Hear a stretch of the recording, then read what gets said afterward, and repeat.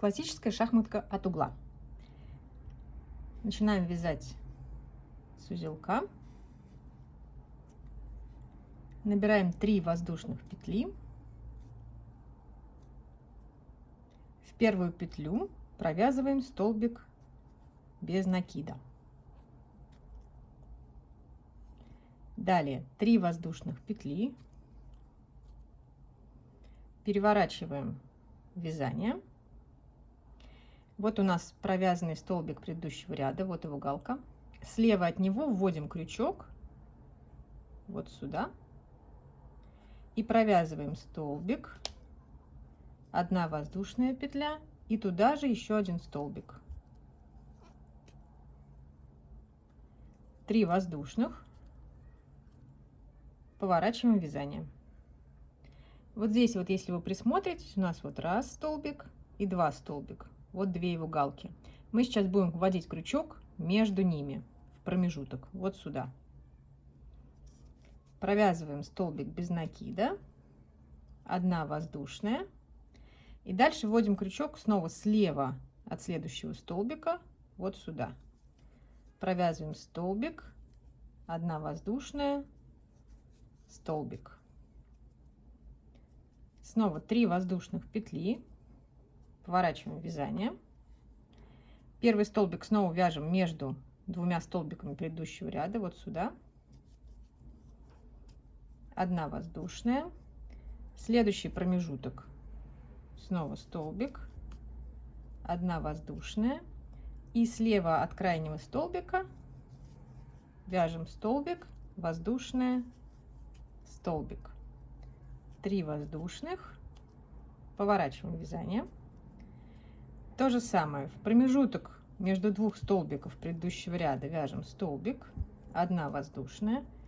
Снова в промежуток между 2 столбиками столбик, воздушная, столбик, воздушная. И в конце слева от крайнего столбика вяжем столбик, воздушная и туда же еще 1 столбик. Как мы можем заметить, у нас полотно начинает расширяться, принимать форму треугольника. А наши шахматные столбики, вот они располагаются в шахматном порядке, вот в таком вот направлении. Продолжаем вязать так до тех пор, пока наш треугольник не будет достаточного размера. Если мы хотим связать квадратное полотно, то мы расширяем наш треугольник до тех пор, пока его стороны не достигнут желаемых сторон будущего квадрата. Как только это произойдет, мы остановимся и начнем убавлять наш квадрат. Сейчас я вам расскажу, как это делать. Вот, чем больше у нас расширяется треугольник, тем больше становится его гипотенуза. И больше вот этих вот шахматных столбиков мы вывязываем. В конце не забываем слева от последнего столбика провязываем столбик, воздушная и столбик. Вот такое у нас получается полотно. Расширяем его до тех пор, пока длины вот этих сторон нам не будет достаточно. В тот момент, когда мы решили, что все, этих длин достаточно, мы начинаем наш квадрат, если это будет квадрат в данном случае, мы начинаем его сужать. Давайте посмотрим, как это делать. Начинаем следующий ряд, опять с 3 воздушных, поворачиваем, провязываем. Как только мы решили, что все, расширять сторону мы больше не будем, мы делаем следующее.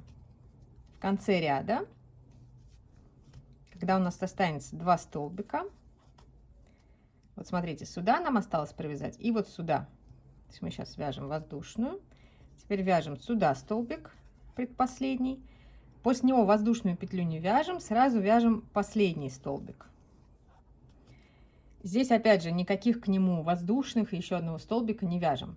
То есть просто в 2 последних промежутка мы провязали столбик и столбик без всяких воздушных петель. Дальше при повороте на следующий ряд мы теперь вяжем 2 воздушных, а не 3. Поворачиваем. Вот эти 2 петли первых пропускаем и вяжем в первый промежуток, который у нас есть. Вот он. Дальше, как обычно, столбик воздушная, столбик воздушная, столбик, воздушная, столбик, воздушная. И здесь опять вот осталось 2 столбика провязать. Мы их провязываем без всяких уже воздушных. 1 и 2. 2 воздушных петли, поворачиваем полотно. Снова эти 2 петли пропускаем. В первый промежуток вяжем столбик, воздушная петля, столбик, воздушная петля. До тех пор, пока не останется 2 столбика. Значит, вот смотрим, вот раз он, и вот второй будет. Поэтому после этого уже никаких воздушных петель не вяжем. Сразу вяжем второй столбик, 2 воздушных, поворачиваем вязание. Видите, постепенно наши стороны начинают сходиться к углу. 2 петли пропускаем, в первый промежуток вяжем столбик, воздушная, столбик. И здесь у нас остается 1 и 2, значит, вяжем пока воздушную, 1 столбик и последний столбик подряд без воздушных петель. Дальше 2 воздушных поворачиваем, 2 петли пропускаем, столбик, смотрим, сколько у нас остается здесь, 1, 2. Значит, после этого столбика сразу вяжем воздушную, но дальше 1 столбик, 2 столбик, 2 воздушных, повернули, 2 петли пропускаем, в следующий промежуток вяжем столбик, поскольку он у нас уже предпоследний в этом ряду, следом за ним сразу заключительный столбик, 2 воздушных, поворачиваем, и все. У нас остался вот 1 столбик и 1 промежуток слева от него. Вяжем туда столбик и завершаем наш квадрат. Вот такой вот он получился. Видите, ровные стороны. В этом направлении от угла к углу идут наши шахматные столбики. И вот он у нас закруглился. Одинаковый что с изнанки, что с лица. Нить обрываем, все, шахматка от угла у нас готова. Конечно, здесь круто менять цвета, чтобы эти шахматные столбики были лучше видны, но мы с вами пока учим саму технику. Что делать, если нам нужен не квадрат, а прямоугольник? Все очень просто. В этом случае вы просто одну сторону продолжаете расширять, а другую начинаете сужать. Да? То есть у вас это будет уже короче, а это будет длиннее. В тот момент, когда вы понимаете, что длина вот этой вот длинной стороны уже достаточно, вы начинаете ее поднимать. И таким образом у вас получится одна сторона короче, другая сторона длиннее. По технике все то же самое. В какой-то момент вы сойдетесь в углу. Будут вопросы, обязательно пишите. Надеюсь, все получится.